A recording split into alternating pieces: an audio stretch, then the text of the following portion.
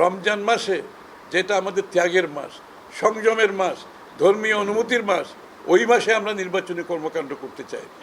90% উপরে রাজনৈতিক দল ডিসেম্বরে নির্বাচনের সিদ্ধান্ত দিয়েছে। তারা তাদের ডিসেম্বরের নির্বাচনের জন্য তাদের প্রস্তাব, তাদের মতামত পরিষ্কার করেছে। কারণ আগামী 1-1.5 মাসের মধ্যে আমাদের সংস্কার কার্যক্রম শেষ হয়ে যাওয়ার কথা। এর বেশি লাগার কোনো কারণ নেই। আর বিচার কার্য চলছে, বিচার বিভাগের অধীনে এটা বিচারালয়ে বিচার চলছে।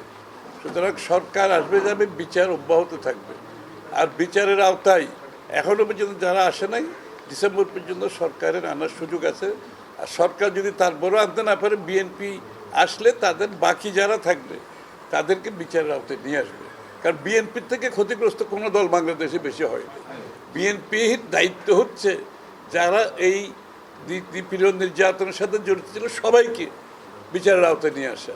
আর কেউ করুক আর না করুক, আমরা করব। আর এরপরে নির্বাচন ডিসেম্বরে যাওয়ার কোনো সুযোগ নেই, কারণ সব কিছু কাজ সমাপ্তির দিকে এখন। সুতরাং কেন ডিসেম্বরের পরে, কেন ডিসেম্বর আগে নয়?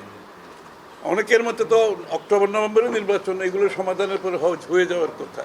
সুতরাং কেন ডিসেম্বরের পরে? এই প্রশ্নটা সকলের মনে জেগেছে। কার স্বার্থে ডিসেম্বরের পরে? কোন গোষ্ঠীর স্বার্থে? যদি ওই গোষ্ঠীর স্বার্থে যদি 90% রাজনৈতিক দলকে উপেক্ষা করে সিদ্ধান্ত দেওয়া হয়, তাহলে সন্দেহ মানুষের মনে জাগবে আগামী দিনে ওই গোষ্ঠীর জন্য তারা যেভাবে প্রভাবিত হচ্ছে ওই গোষ্ঠীর স্বার্থে, তাহলে আগামী দিনে একটি সুষ্ঠু নির্বাচন বাংলাদেশে হবে কি না, এই প্রশ্ন মানুষের মনে জেগে গেছে ইতিমধ্যে।